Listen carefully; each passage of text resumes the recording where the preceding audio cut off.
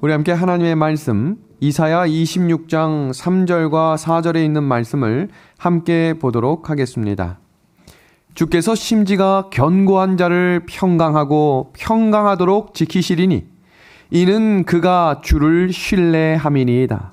너희는 여호와를 영원히 신뢰하라. 주 여호와는 영원한 반석이심이로다. 아멘. 오늘 성경 본문에서 이사야 선지자는 심지가 견고한 자에 대해서 소개하고 있습니다. 도대체 어떤 사람이 심지가 견고할 수 있을까? 이어지는 성경 구절은 여호와를 영원히 신뢰하라 라고 이야기하며 그 심지가 견고한 자에게 주시는 선물이 바로 평강이라고 소개하고 있습니다. 성경 주석을 보면 마음이 굳건하여 흔들리지 않는 사람이라고 기록되어 있는데요. 그 사람은 하나님이 어떤 분인지를 아는 사람이 심지가 흔들리지 않겠다라고 이야기합니다. 하나님이 어떤 분이라고 이 본문은 소개하고 있습니까? 노란 글씨입니다. 같이 한번 읽어볼까요? 주 여호와는 시작. 주 여호와는 영원한 반석이심이로다. 아멘. 흔들리지 않겠다는 겁니다. 그 하나님을 붙드는 자가 심지가 견고한 자가 되어 하나님이 이 땅에서 허락하시는 평강을 허락해 주실 것입니다.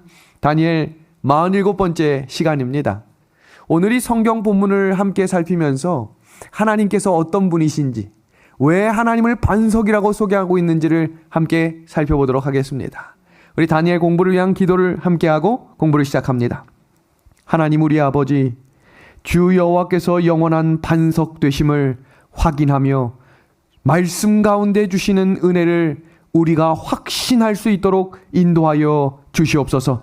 그리하여 세상의 말들과 사람들의 흩날리는 이야기들을 통해 흔들리지 않게 하시고 심지가 견고한 주의 백성 될 수 있도록 인도하여 주시옵소서. 예수 그리스도의 이름으로 간절히 기도하옵나이다. 아멘. 지금 보시는 이 그림 속에 여러분들은 어떤 그림이 보이십니까? 몇 가지 그림이 이 가운데 있는데 어떤 이들은 컵이 보이고 어떤 이들은 두 사람이 맞대고 있는 얼굴이 보인다라고 하는 분들이 있을 겁니다. 왜 사람들마다 다른 것이 보일까? 선택적으로 주의를 집중하면 자기가 보고 싶은 것만 본다라고 하는 것이 사회심리학자들이 내놓은 용어입니다. 그래서 그 단어를 선택적 주의 집중이다라고 말합니다. 오늘 성경 본문 속에 심지가 견고하다라고 하는 말씀은 하나님의 말씀을 주의 깊게 듣는다라는 말과 연결되어 있습니다. 그런데 어떤 이들은 말씀 가운데 함께 참여하지만 전혀 말씀을 듣지 못하는 성도들도 있습니다. 왜 그럴까요? 주의가 집중이 다른 곳에 가 있으면 하나님의 말씀을 듣지 못한다라고 이야기합니다. 성경 신명기 6장 24절의 말씀 다 함께 한번 읽어봅니다. 우리 방송으로 보시는 분들도 입을 열어서 함께 읽어보도록 하겠습니다. 그러나 시작. 그러나 내가 거기서 내 하나님 여호와를 찾게 되리니 만일 마음을 다하고 뜻을 다하여 그를 찾으면 만나리라. 아멘입니다. 그 하나님을 생각을 알지 못하면 우리는 구하지 못한다라고 이야기하고 있는데요. 성경 주석은 이 내용을 이렇게 주석합니다. 하나님께서는 당신의 백성이 진실한 목적을 가지고 당신을 찾지 않으면 그들을 위해 아무 일도 하실 수 없음을 분명히 하신다.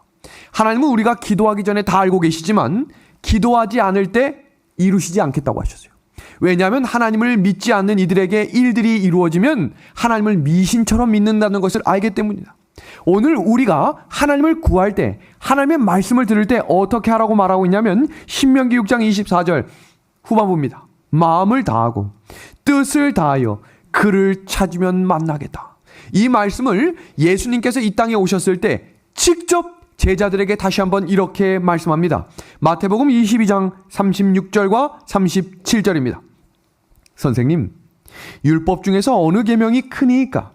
예수께서 이르시되 내 마음을 다하고 목숨을 다하고 뜻을 다하여 주 너희 하나님을 사랑하라 하셨으니, 여기서 이 구절 속에 전에 신명기에 나온 말씀 속에 한 문장을 더 하셨습니다. 그게 어떤 단어입니까? 목숨을 다하라 라고 이야기했습니다. 그때 제자들의 마음이 부담스러웠다라고 되어 있습니다.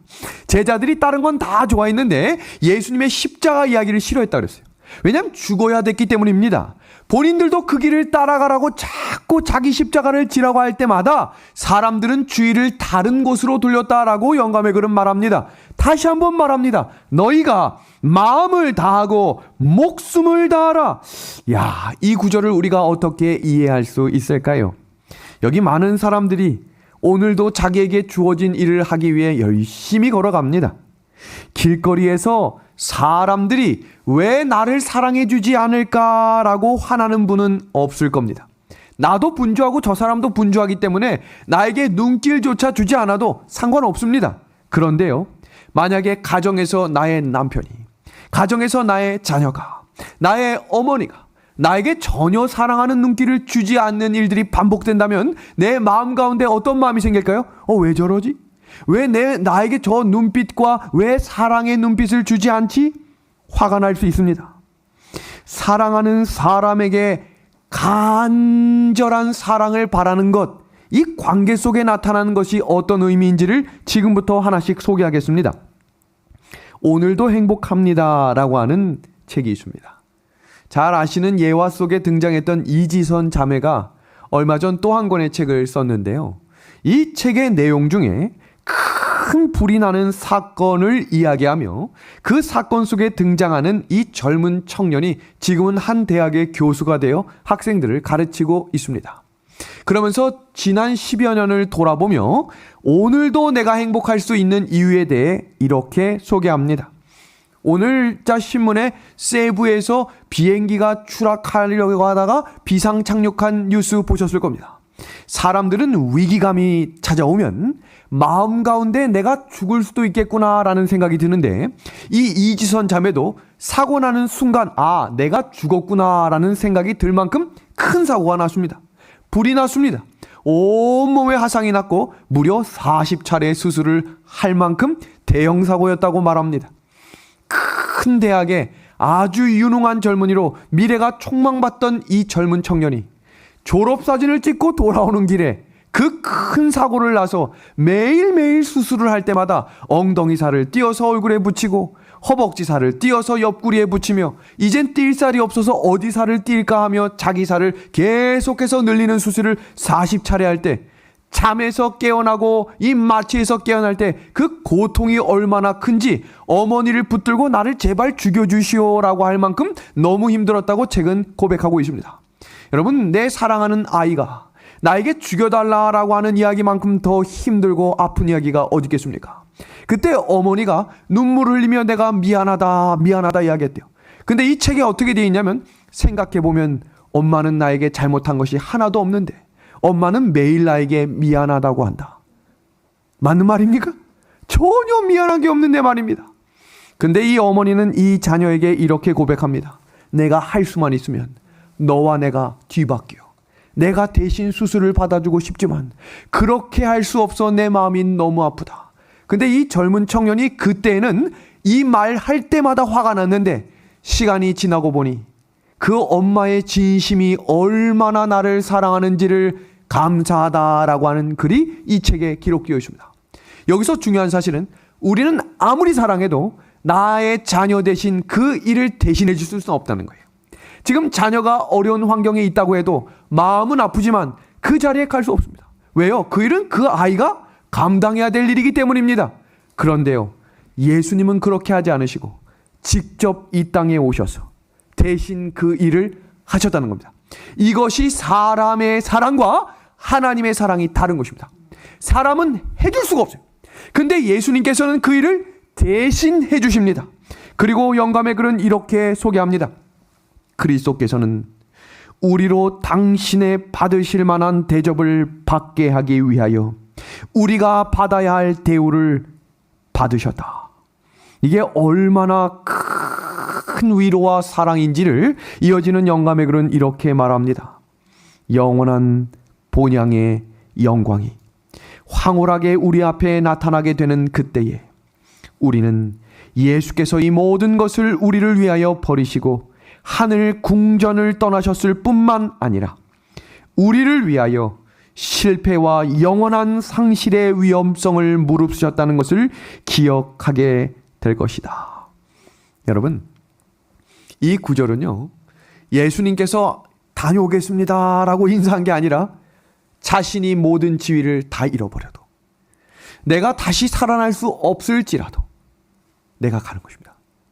우리가 이 사실을 하늘에 간 백성들은 그 파노라마와 같은 구속의 역사를 볼 때 예수님이 십자가를 짊어지셨다라고 하는 그것이 얼마나 큰 사랑인지를 알 수 있겠다라고 말씀하셨습니다. 예수님의 마음을 알아야 합니다. 여러분에게 질문 한번 해봅니다. 여러분들이 지금 옆에 앉아있는 또 타지에 있는 자녀들에 대해 다 안다고 생각하십니까? 저도 제 아이에 대해서 다 안다고 생각했어요. 근데 다 모르더라고요. 여러분, 우리가 다 알 수 있는 것 아무것도 없습니다. 뭐 성경에 대해서나 교회에 대해서나 사람에 대해서나 다 알 수 없습니다. 근데 하물며 하나님에 대해 우리가 안다라고 고백할 수 있겠습니까? 영감의 글은 하나님은 무한대다 그랬어요. 알 듯하지만 더 알아가야 되고 깊은 것 같지만 더 깊은 하나님에 대해 우리가 알아야 합니다. 여러분, 이 한자 한번 봐주시겠습니까? 이 한자 어디서 많이 본 한자인데 뭔가 좀 다릅니다. 이 한자가 무슨 한자입니까? 효라는 한자인데 밑에 지금 한 단어가, 한 글자가 바뀌어져 있죠? 아들 자자가 돌아서 있습니다. 이것은 공익광고협의회에서 이번에 대상을 탄 작품인데 등 돌린 자식이라고 하는 글의 작품입니다. 오늘날 많은 자녀들이 부모에 대한 효가 사라지고 감사 대신 불만과 불평이 팽배해진 이 세상 속에 성경은 우리에게 분명하고 명확하게 말씀합니다. 내 부모를 공경하라. 여러분, 이 계명은 10계명 중에 하나가 아니라 모든 계명 가운데 하나님께서 말씀하신 직접 손으로 쓰신 말씀임에 우리가 충성하며 순종하게 되기를 간절히 소망합니다. 부모에게는 자녀밖에 없습니다. 제가 집을 떠난 지 제가 고등학교 2학년 때 이제 타향 생활을 시작했기 때문에 25년이 다 돼갑니다. 매일매일 통화하며 전화할 때마다 저희 어머니가 항상 묻는 질문, 밥은 먹었느냐? 감기 걸리지 않게 손을 잘 씻어라.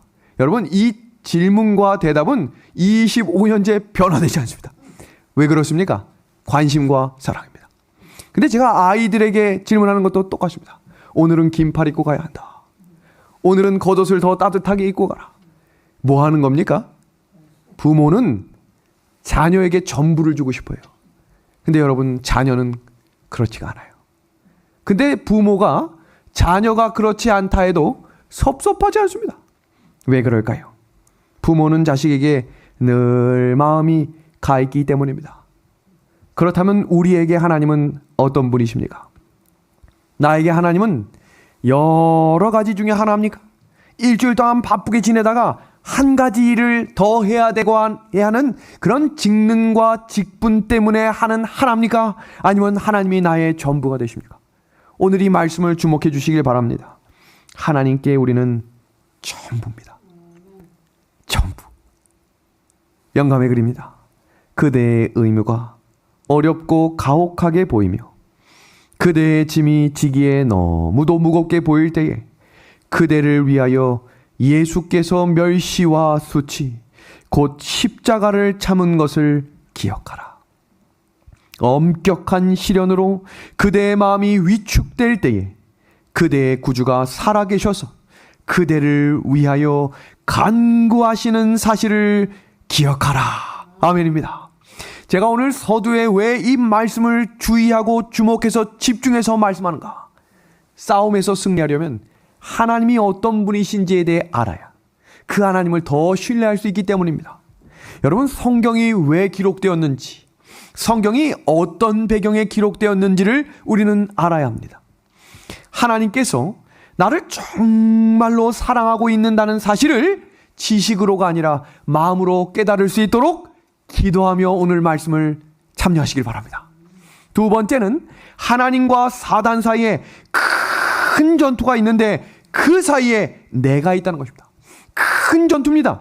이 전투는 에덴 동산에서 죄가 들어온 장면과 함께 구약시대의 수많은 전쟁과 아수르로부터 시작된 애굽, 바벨론, 페르시아 여러 나라들이 공격하는 모든 전쟁 속에 사단과 하나님이 싸움하는 장면입니다. 그때마다 알곡과 가라지가 구분되는 결정적인 이유는 하나님이 어떤 분이신지를 아는 사람은 끝까지 충성했다는 사실입니다. 우리 지난 시간에 배운 내용을 잠깐 복습하고 오늘 우리가 배울 미가엘, 군대의 주, 군대의 장관 미가엘은 도대체 누구인가를 함께 공부합니다.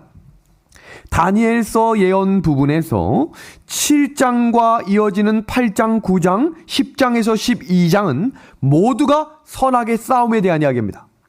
7장은 내 짐승과 그 중에 10뿔, 마지막 짐승, 그리고 그 10뿔 중에 작은 뿔과 하나님의 싸움이 등장하는데 이 작은 뿔이 로마 교회임을 함께 우리가 공부했습니다.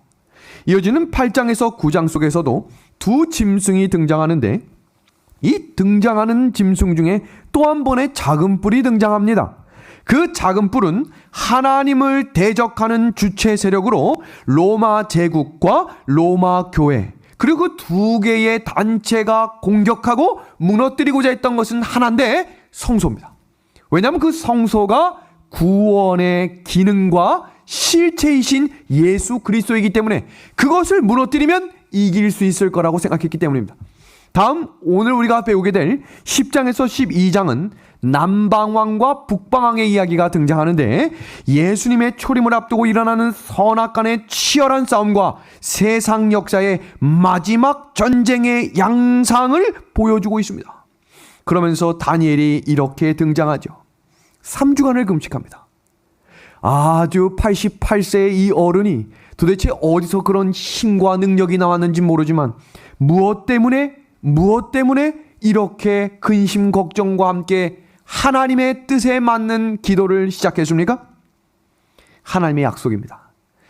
70년이 차면 하나님께서 우리를 회복시키시겠다고 하는 예언의 약속이 이제 곧 성취될 것인데 계속해서 이루어지지 않고 있는 사단의 전략을 다니엘이 알고 있었어요. 그러니까 이제 목숨을 다해, 아까 읽었죠? 너는 마음을 다하고 뜻을 다하고, 중간에 하나 예수님이 하신 말씀, 목숨을 다해 기도하라고 했던 하나님의 마음을 알았던 다니엘이 기도의 기도를 시작하는 장면이 오늘 본문의 10장의 이야기였습니다. 그래서 첫 번째 장면이 바사왕 고레스 제3년에 벨드사살이라 이름한 다니엘에게 나타난 한 천사 가브리엘이 찾아오는 이야기가 나왔었습니다. 도표를 통해 살폈었죠? 7장과 8장 사이에 2년의 역사가 흐르고 8장과 9장 사이에 13년의 역사가 흐릅니다. 2300주야의 예언을 깨닫지 못하고 있었던 다니엘에게 한 천사 가브리엘이 찾아와 그 예언에 대해 해석을 해주는 장면이 9장의 이야기였죠. 그로부터 3년이 지난 후 바벨론 고레스 3년, 이제 바벨론은 망했어요. 그 다음 나라가 세워지고 고레스 3년 BC 535년에 드디어 가브리엘 천사가 또 한 번 찾아와 근심과 하나님의 뜻에 맞는 기도를 하고 있었던 다니엘에게 3주간의 기도가 끝나는 그날, 너에게 예언의 역사가 다시 성취됨을 어떻게 소개하고 있는지에 대한 장면이 시작됩니다. 그래서 다니엘 10장에서 12장의 장면들은 세 가지가 하나의 파트로 되어 있는데 첫 번째 서론 부분이 바로 10장입니다. 우리가 지난 시간에 10장 13절까지 공부했고 오늘은 10장 21절까지 이어지는 전체 마무리에 대한 공부를 다 할 텐데 그 시작은 다음과 같습니다. 11장에서 제가 오늘 11장에 대한 공부도 할까 하다가 이 다음 시간에 그 내용을 하려고 하는데 얼마나 재미인지 몰라요. 역사 공부에 등장하고 있는 왕들의 이름들과 세상 역사의 이야기를 하나씩 들어보시면 기가 막힙니다. 다음 시간에 그 이야기를 이어합니다. 오늘 10장의 마지막 부분은 그 싸움이 어떻게 전개되며 그 끝을 어떻게 이루실지에 대한 예언의 서론 부분이 오늘 10장의 장면입니다. 그리고 11장은 예수님의 초림을 앞두고 벌어지는 치열한 세상의 역사와 함께 세상의 세력들이 하나님의 백성들과 구원의 원리가 제시된 성소를 공격하는 장면이 등장합니다. 정말로 재밌어요. 11장은 약 3번에 걸쳐서 공부할 텐데 정말 국사보다 재밌게, 삼국지보다 재밌게 제가 한번 소개해 드리도록 하겠습니다. 다음은 마지막 12장입니다. 미가엘이 일어나, 드디어 또 미가엘이 나옵니다. 오늘 본문 속에 성경 속에 등장하고 있는 첫 번째 미가엘이 등장하거든요. 그 미가엘에 대한 해석이 여러 개신교회와 교파마다 다르기 때문에 오늘은 정말 성경에서만 기록되고 있는 미가엘이 누구인지, 그냥 미가엘은 예수님 이렇게만 이야기하면 설득력이 없어요. 성경마다 어떤 구절이 왜 창세기에부터 계시록까지 미가엘이 누구에게 초점을 맞추고 있는지에 대한 확실한 공부를 오늘 함께 해보기를 바랍니다. 다니엘이 도대체 무엇 때문에 그렇게 목숨을 다해 기도했을까? 이스라엘이 어떻게 끝나게 될지가 정말로 궁금했다고 그랬어요. 왜냐하면 예언이 하나씩 빠짐없이 이루어지고 있는 장면을 공부했기 때문에 도대체 이스라엘이 어떻게 끝날까? 두 번째, 마지막 역사적 종말의 사건들이 어떻게 기록될 것인지에 대한 대단한 관심과 기도를 드렸다라고 되어 있고요. 예수님의 재림의 임박성을 깨달을 수 있는 길은 예언밖에 없음을 다니엘은 확신했다라고 이야기합니다. 지난 시간에 그래서 계시록 1장 3절의 말씀 다 함께 한번 읽어봅니다. 이 예언의 시작. 이 예언의 말씀을 읽는 자와 듣는 자와 그 가운데 기록한 것을 지키는 자는 복이 있나니 때가 가까움이라. 이 구절과 연결된 구절이 다니엘 10장에 다니엘은 은총을 받은 자다라고 이야기합니다. 그 은총이 어떤 뜻이냐면 복을 받는 사람입니다. 영원한 복입니다. 시편 133편 3절에 영생의 복을 더하겠다. 다니엘은 미래에 일어날 일을 알고 있는 사람으로 그 약속된 길을 따라 걸어가는 사람이므로 축복의 은총을 받았다라고 이야기합니다. 오늘 이 자리에 또 방송으로 참여하는 우리들이 그 예언을 알아가고 그 예언을 지키고 걸어갈 수 있도록 허락하신 하나님께 감사를 드립니다. 다니엘 10장 13절 이제 시작합니다. 그런데 바사 왕국의 군주가 21일 동안 나를 막았다. 기도의 첫날, 다니엘이 금식 기도를 시작하는 첫날, 그 기도의 응답을 위해 이미 하늘에서 천사가 출발했습니다. 근데 그것을 누가 막았다라고 되어 있어요? 바사 왕국입니다. 가브리엘 천사를 3주 동안 막았던 바사 왕은 지난 시간 임금 사단의 세력임을 우리가 공부했습니다. 그렇다면 선의 세계를 주도하는 왕 예수 그리스도라고 배웠습니다. 그럼 가브리엘이 찾아와 도대체 다니엘에게 무엇을 이야기해 주었는가요? 다니엘 10장 1절입니다. 큰 전쟁에 관한 것을 알려주었습니다. 두 번째, 다니엘 10장 14절에는 말일에 내 백성이 당할 일과 오래 후의 일을 이제 너에게 말하노라. 21일이 지난 그날 가브리엘 천사가 찾아와 두 가지를 설명합니다. 큰 전쟁이 어떤 것이고 말일에 내 백성이 당할 일과 오래 후의 일, 기억하시죠? 다니엘이 정말로 깨닫고 싶었던 것은 두 가지라 그랬습니다. 첫 번째, 이스라엘의 종말과 세상 역사의 종말, 그 두 가지를 드디어 가브리엘이 풀어줍니다.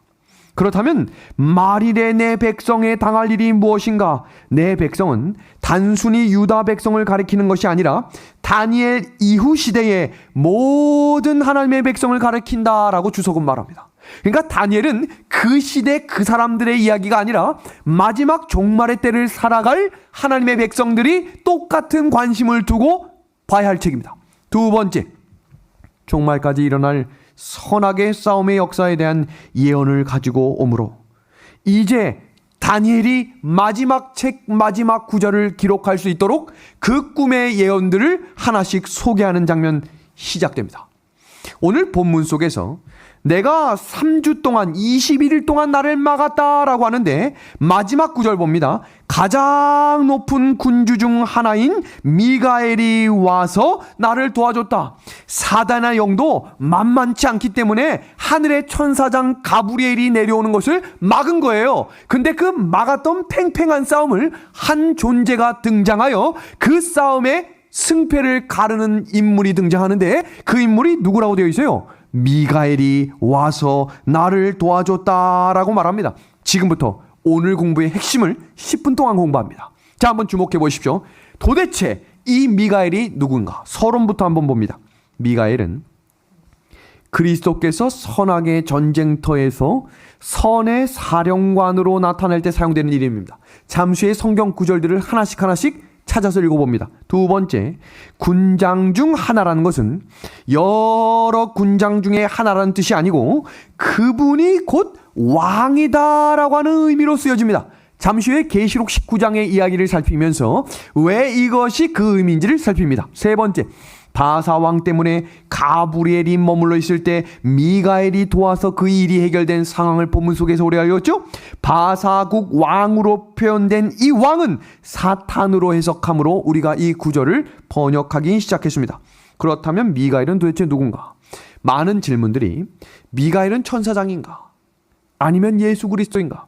여러분, 이 해석은 단순하지만 명확하게 성경적으로 해석해야 다니엘과 계시록의 예언이 분명하게 해석될 수 있습니다.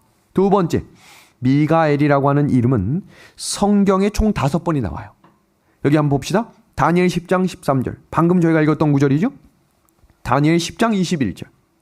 다니엘 12장 1절. 유다서 1장 9절. 이 유다서 1장 9절은 모세가 죽은 후에 시체를 놓고 사탄과 미가엘이 싸우는 장면이 나와요. 왜냐하면 이미 죽었기 때문에 모세를 두고 가라. 아니다. 얘는 의인이기 때문에 내가 데려가겠다. 데려갑니까? 그 장면을 잠시 후에 유다서 1장을 직접 살핍니다. 다음입니다. 5번 모두 선악간의 대쟁투의 장면으로 기록되어 있어요. 그렇다면 도대체 미가엘은 누굴까? 여러분, 데살로니가전서 4장 16절. 우리가 이 구절을 재림의 장으로 여러 번 반복해서 읽는 구절인데 오늘은 미가엘에 대해서 소개하며 이 구절을 볼 때 전혀 다른 구절 하나가 나올 겁니다. 같이 볼까요? 주께서, 같이 읽어봅니다. 시작.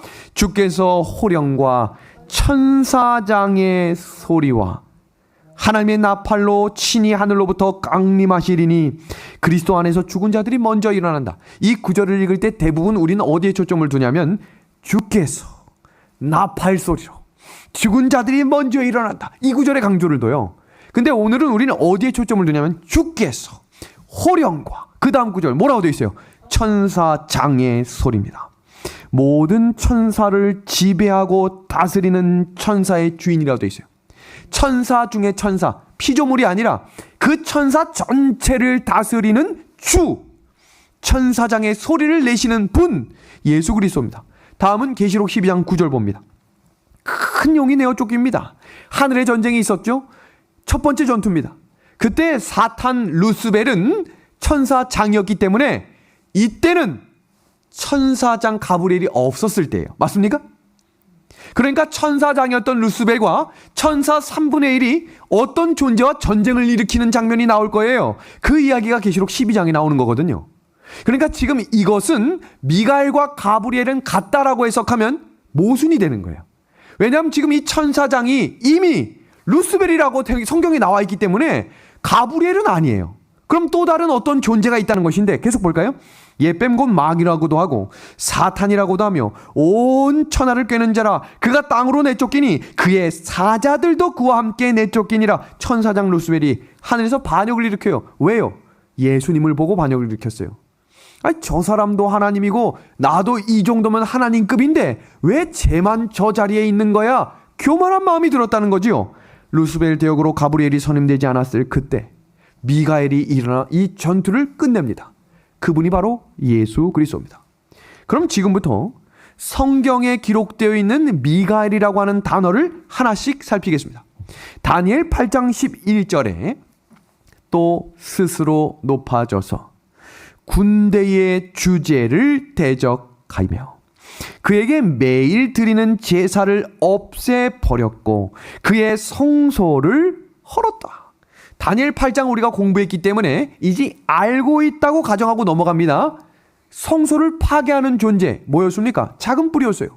그 작은 뿔이 만왕의 왕을 대적하며 군대의 주제가 만왕의 왕임을 증명합니다. 이게 무슨 말이냐면 내가 만왕의 왕이며 내가 하나님의 대리자다. 이게 무슨 말이에요? 사단이 했던 말과 동일한 말을 하고 있는 거예요. 그러면서 만왕의 왕과 군대의 주제는 동일하라는 이야기입니다. 다음 구절 봅니다. 다니엘 8장 25절입니다. 또 스스로 서서, 지금 다니엘 8장은 작은 뿔에 이어지는 이야기예요. 만왕의 왕을 대적할 것이나, 지금 1번과 3번에 등장하고 있는 군대의 주제, 3번에 등장하고 있는 만왕의 왕을 똑같이 공격하는 대상은 작은 뿔이죠. 그럼 그 작은 뿔이 공격하고 있는 이 대상도 동일한 사람이란 얘기예요. 다음 봅니다. 여호수아 5장 15절. 여리고성을 점령하기 전에 여호수아가 긴장하고 있을 그때에 여호와의 군대 장관이 찾아와서 이런 말을 해요. 내 발에서 신을 벗으라. 그리고 그 장면 속에 그 군대 장관에게 엎드려 찬양하는 장면이 오늘 본문 속에 등장입니다. 자, 한번 볼까요? 여호수아 5장 15절입니다. 여호와의 군대 대장이 여호수아에게 이르되 내 발에서 신을 벗으라. 내가 선 곳은 거룩하니라 하니 여호수아가 그대로 하니라. 여기 주제, 만왕의 왕, 군대 대장이라고 하는 이 붉은색 동그라미를 함께 눈으로 따라서 읽어주시길 바랍니다. 세 번째, 군대 대장. 이 단어는 모두 동일한 단어입니다. 사르라고 하는 단어인데요, 사령관이란 뜻이에요. 이 사령관이라고 하는 의미를 이해하기 위해 계시록에 등장하고 있는 미가엘과 연관된 단어들을 찾아봅니다. 한번 볼까요? 계시록의 군대의 주, 계시록 19장 11절입니다. 또 내가 하늘이 열린 것을 보니 보라, 백마와 그것을 탄 자가 있으니 그 이름은 충신과 진실이라. 그가 공의로 심판하며 싸우더라. 그럼 심판은 도대체 누가 하냐는 얘기예요. 심판은 절대 피조물인 천사가 하는 것이 아닙니다. 이어지는 구절입니다. 또 그가 피 뿌린 옷을 입었는데 그 이름은 하나님의 말씀이라. 여러분, 요한복음 1장 1절 태초에 뭐가 있었습니까? 말씀이 계십니다. 요한복음 1장 14절 태초에 그 말씀이 육신이 되어 이 땅에 오셨습니다. 누굽니까? 예수님입니다. 군대들이 희고 깨끗한 세마포를 입고 백마를 타고 누굴 따른다고 되어 있어요? 그를 따릅니다. 다음 구절입니다. 그의 입에서 예리한 검이 나오니 그것으로 만국을 치겠고 친히 그들을 철장으로 다스리며 또 친히 하나님 곧 전능하신 이의 맹렬한 진노의 포도주틀을 밟겠고. 이어지는 구절 다 같이 한번 읽어주시겠습니까? 그 옷과, 시작, 그 옷과 그 다리에 이름을 쓴 것이 있으니, 나옵니다. 드디어 시작, 만왕의 왕이요 만주의 주라 하였더라. 성경에서 이 만왕의 왕과 만주의 주, 군대의 주제, 군주라고 하는 단어는 딱 한 명에게만 사용됩니다. 사령관입니다. 사령관, 사르. 그럼 정리합니다. 미가엘은 도대체 누구인가? 천사장 미가엘은 예수가 아니고 천사장 가브리엘이라고 하는 주장이 점점 많아집니다. 많은 개신교에서 많은 박사들이 이것은 이렇게 해석돼야 한다라고 말합니다. 그런데요, 천사장이라고 하는 단어가 어떤 의미냐면 천사들 중 1인 대표도 천사장이고 천사 전체를 통치하는 분도 천사장입니다. 이해를 돕기 위해 우리 예섭이 반으로 한번 가겠습니다. 예섭이 반의 이 3학년 친구들의 반 대표를 학급 회장이라 부르죠. 그럼 그 반의 대표를 학급 회장이라고 부르며 그 반을 대표하는 아이로 선생님께 인사도 하고 선생님께 보고도 할 겁니다. 그런데 그 반을 정말로 대표하고 전체 책임을 지는 분은 누굽니까? 담임 선생님입니다. 이건 불변의 법칙이죠. 이 아이가 담임이라고 생각하는 순간 문제가 생기는 거예요. 천사장이라고 하는 것은 하나님께서 명령한 대표일 뿐이지 천사의 모든 것을 책임지는 사람은 아닙니다. 그래서 성경의 천사장은 두 가지 종류로 사용되고 있어요. 루스벨처럼 그것을 대표하는 학급 회장이 있고, 그 천사 전체를 아우르며 전체 책임을 지는 천사장이 있다는 것입니다. 다음입니다. 하늘의 전쟁, 미가엘과 그의 사자들과 용과 그의 사자들이 이렇게 대칭으로 싸우는 선악의 싸움에 반드시 사탄과 대칭돼서 사용되는 단어는 미가엘이에요. 그러니까 천사장이라고 할 수 없다라는 것을 조금 전에 설명드렸죠. 하늘의 전쟁이 있을 때 이미 천사장 가브리엘이 없을 때, 루스벨이 있는데 이 상대방이 없어요. 가브리엘이 지금 천사장이 아니거든요. 다음입니다. 그러므로 이 상황에서 루스벨과 대치했던 분은 예수 그리스도로, 미가엘이라고 하는 뜻 자체가, 다 같이 한번 읽어볼까요? 노란색입니다. 시작. 누가 하나님과 같으뇨.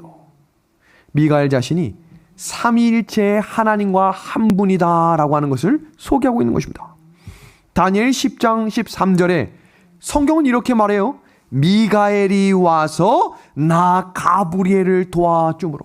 그러니까 가브리엘이 미가엘이다 라고 하는 학자들의 모든 내용들은 조금 모순적인 부분을 우리가 캐치할 수 있어야 합니다. 다음입니다. 그러므로 미가엘은 천사장 가브리엘이 아니고 예수 그리스도입니다. 사르, 사령관, 천사장에 대한 예서비반을 주목해서 기억해 주시기를 부탁드립니다. 그럼 다니엘서에 등장하는 예수님의 명칭은 세 가지가 있는데요. 다니엘 7장 13절에 인자라고 말하고 있어요. 두 번째, 다니엘 8장 11절에 군대의 주제라고 말합니다. 그리고 다니엘 10장 21절에 미카엘, 하나님은 같은 자가 누구냐. 승리의 왕 예수님은 미가엘로 사용되며, 예수님은 하늘에서 있었던 선악의 싸움에서 이기시는 장면이 기록되어 있습니다.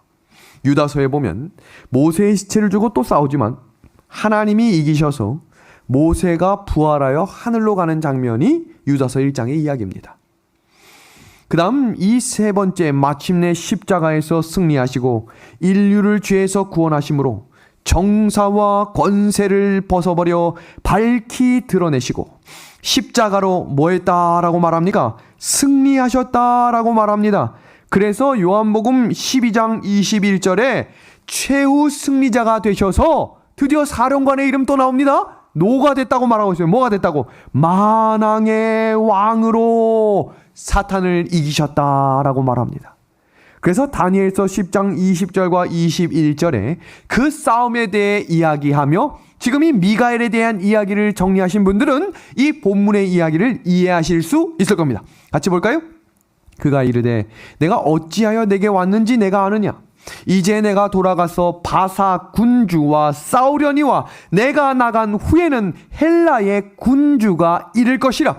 오직 내가 먼저 진리의 글에 기록된 것으로 내게 보이리라. 나를 도와서 그들을 대항할 자는 너희의 군주 누구뿐이라고 나와 있습니까? 미가엘뿐이다 라고 말합니다. 여기 군대와 군대가 싸우는 장면으로 이렇게 소개하는데, 바사 군과 헬라 군, 그리고 너희 군이라고 하면 누가 이야기합니까? 미가엘입니다. 사단의 편과 하나님의 편의 싸움이 드디어 시작됨을 알리며 다니엘 10장이 끝이 납니다. 다니엘 10장은 이렇게 정리할 수 있어요. 하나님과 사탄의 싸움이 일어날 때 그 싸움 중간에 있었던 다니엘을 두고 21일간의 영적인 싸움이 있었습니다. 그 싸움이 있었음을 가브리엘 천사가 와서 이야기했고, 그 21일간의 싸움이 끝나지 않을 때 누가 등장하는 거예요? 미가엘이 등장하므로 그 싸움이 끝났음을 선포하며 이제 세상의 역사가 어떤 싸움으로 전개될지에 대한 이야기가 시작됩니다. 사탄의 편과 하나님의 편이 이렇게 구분됩니다. 다니엘이 이미 들어서 알고 있는 내용을 재확인하는 장면이 이제 시작됩니다. 유다를 대적하는 바사군을 설득해 유다를 돕도록 할 것이라고 가브리엘이 이야기합니다. 바사국 다음에 유다를 대적하는 헬라국이 올라올 것 또한 이야기하며 이미 설정되어 있는 하나님의 영원한 계획과 목적을 다니엘을 통해 미래를 알게 하실 예언을 기록하게 하십니다. 다음은 미가엘이 가브리엘을 도와 이 모든 일을 이루게 되겠다라고 말합니다. 여러분, 히브리서 2장 17절에서 18절 함께 봅니다. 그러므로 저가 범사의 형제들과 같이 되심이 마땅하도다. 이는 하나님의 일에 자비하고 충성된 대제사장이 되어 백성의 죄를 구속하려 하심이라. 자기가 시험을 받아 고난을 당하셨은즉. 다 같이 한번 읽어주시겠습니까? 이어지는 노란 글씨입니다. 시작. 시험 받는 자들을 능히 도우시리라. 인간은 매우 연약한 존재들입니다. 그래서 때때로 알고 있는데 그 알고 있는 대로 행동하지 못할 때 넘어지게 됩니다. 그때 예수님이 말씀하세요. 내가 너를 안다. 이 땅에서 그 고통과 고난과 멸시와 조롱과 여러 아픔들과 미움들을 다 경험하셨던 그분이 이렇게 말씀하세요. 시험 받는 자들을 능히 도우시겠다. 그러면 도대체 사탄이 어떤 이들을 회방하며 넘어뜨리려고 할까? 그것이 계시록 14장 12절에 하나님의 계명과 예수의 믿음을 지키는 자입니다. 그렇다면 우리가 하나님의 계명은 여러 번 반복해서 공부했기 때문에 오늘은 설교 말미에 예수 믿음에 대해서 잠시 살피겠습니다. 예수 믿음이란 예수님을 믿는 믿음과 예수님이 가지셨던 믿음입니다. 이 두 가지에 대한 이해를 정확히 하셔야 돼요. 예수님을 믿는 믿음, 그리고 예수님이 가지셨던 믿음이에요. 그렇다면 예수님은 도대체 어떤 믿음을 가지고 이 땅을 살아가셨을까? 한번 봅니다. 우린 이 땅을 살면서 누구를 믿고 살아가야 할까? 성경에 가장 많은 예화가 돈에 대한 예화라고 제가 소개했죠.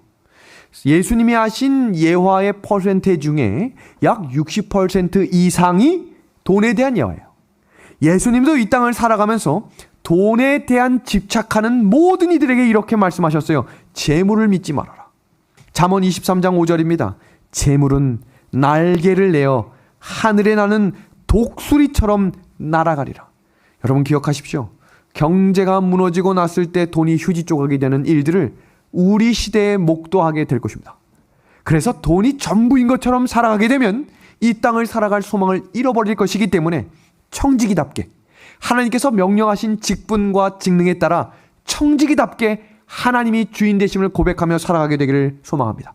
그게 예수님을 믿는 믿음입니다. 두 번째는 명예나 인기에 취하면 안 됩니다. 성경 잠언 25장 27절입니다. 자기의 영예를 구하는 것이 헛되니라. 여러분 영원한 건 없지요.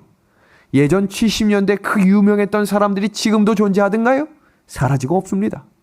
그렇게 권력 있는 사람들, 영원할 것 같던 사람들 지금 뭐하고 있나요? 사라지고 없습니다. 우리가 이 땅에서 살면서 이것에 초점을 맞추는 순간 사라지는 안개처럼 되겠다고 성경은 말합니다. 세 번째, 우리가 믿고 살아가야 할 것, 무엇을 믿지 말아야 할까? 자기 자신입니다. 잠언 28장 26절입니다. 자기의 마음을 믿는 자는 미련한 자요. 세상 처세는 자신을 믿으라고 말합니다. 지금까지 걸어온 경험들, 너 주변에 있는 인맥들, 너의 부모들, 너의 자녀들을 믿으라고 말하지만 아닙니다. 예수님을 믿는 믿음을 가진 자들만이 마지막 설악의 싸움에서 승리하게 될 것입니다. 마지막으로 다른 사람을 믿지 마십시오. 시편 146편 3절과 4절입니다.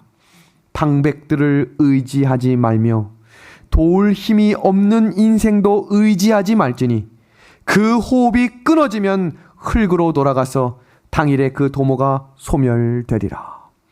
얼마 전 신문을 보니까 요즘 어떤 분들은 개하고 혼인신고를 하는 분들도 있어요.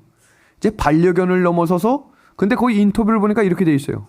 자기가 사랑하는 남자가 자기를 배신하고 도망갔는데 개는 자기를 배신하지 않더라는 겁니다. 여러분, 우리의 생각과 초점이 자꾸 다른 것에 맞춰주기 시작하면 예수님이 있어야 할 자리에 다른 존재와 다른 동물과 다른 생각이 자리 잡게 됩니다.